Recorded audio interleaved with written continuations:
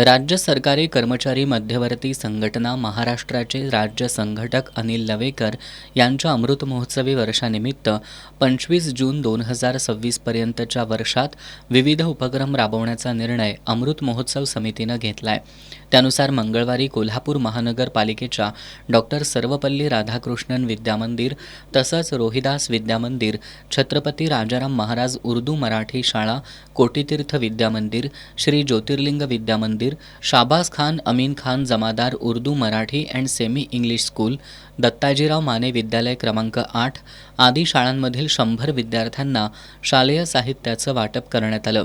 यावेळी कोल्हापूर महानगरपालिकेचे प्रशासन अधिकारी डी.सी. कुंभार, प्राथमिक शिक्षक समितीचे राष्ट्रीय महासचिव सुधाकर सावंत यांची उपस्थिती होती। कार्यक्रमाचं आयोजन प्राथमिक शिक्षक समितीचे राष्ट्रीय कार्यालयीन चिटणीस उमेश देसाई यांनी केलं होतं। यासाठी राजाराम महाविद्यालय कर्मचारी संघटनेनं सहकार्य केलं। याप्रसंगी अनिल लवेकर, अमृत महोत्सव समितीचे संजय क्षीरसागर, राहुल शिंदे, विठ्ठल वेलणकर, सतीश ढेकळे, राजदीप घोडके, नितीन कांबळे, नंदकुमार इंगवले, ज्ञानेश्वर हजारे, मेजर रमेश पाटील, अमोल राऊत यांच्यासह विविध शाळांचे मुख्याध्यापक उपस्थित होते।